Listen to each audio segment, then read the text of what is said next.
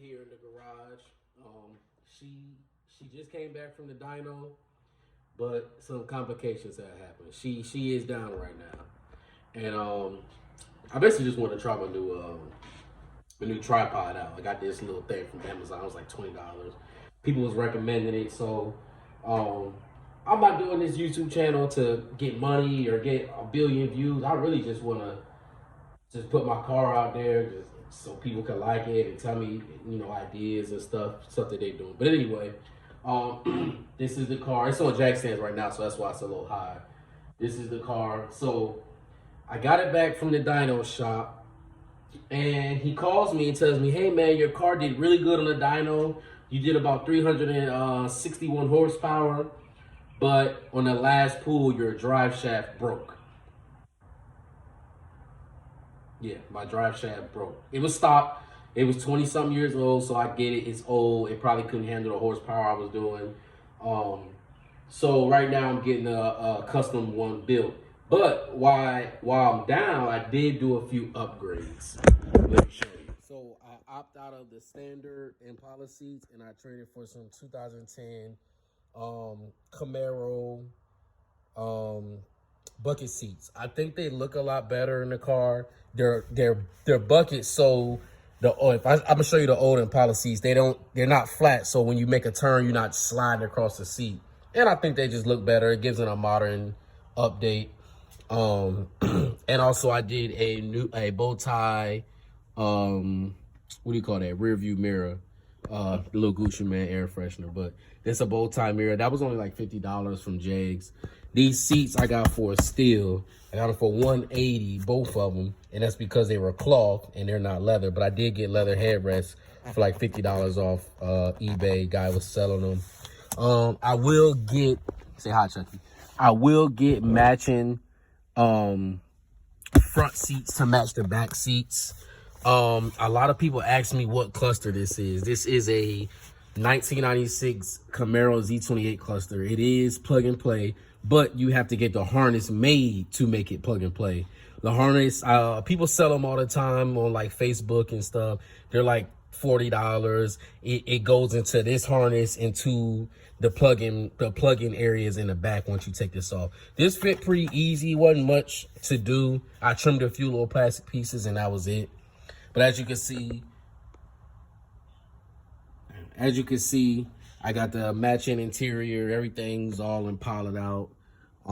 Yeah, and that's pretty much it as far as the interior. I'm going to show you the drive shaft that broke.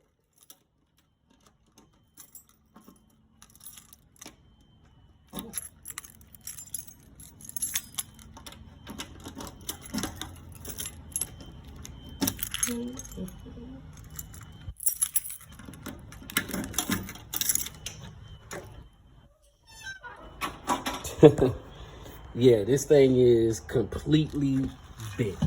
So it broke right there, and it also broke on the back side of the pinion yoke. I'll show you guys that later, but this is completely, it's done.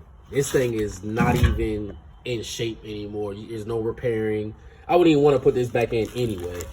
But yeah, that's that. It broke right there too. It completely just snapped. And not only did it break that, it broke, I threw it in the trash.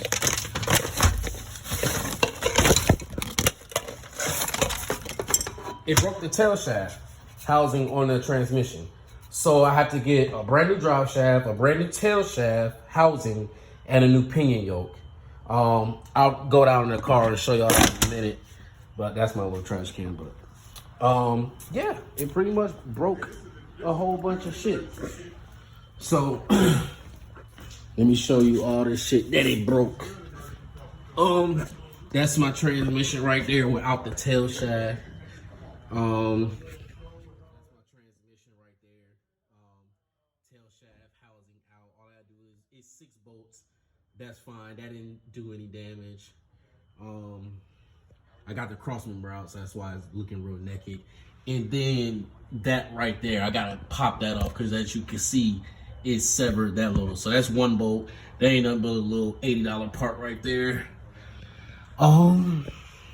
yeah, that's pretty much what happened. I was at the Dyno shop. They gave me a new Corvette fuel filter. This is what you need if you are running the stock fuel pump lines. All my lines are braided. I got braided lines and A&N fittings all the way through. But the stock fuel pump has two lines, a return and a sending. I'm sorry, return and pressure. And then this converts it from two going down, got two going down to the fuel pump, and then it turns to one to the back of the fuel rail for the Holley EFI. That's what most people use anyway for LS swaps. It's real conventional on like older cars. And they changed my camshaft position sensor. Yep. These are my old seats. They were blacked out. I just didn't really like them anymore. I really didn't like the interior on the Impalas. As you can see, it was the same color gray with the gray stitching. It's brand. I bought this in like 2015, so that was fairly new too. I just really didn't like the seats, and I'm trying to modernize my car as much as possible without having to do a lot. And for anybody installing these type of seats in this car, it was fairly easy.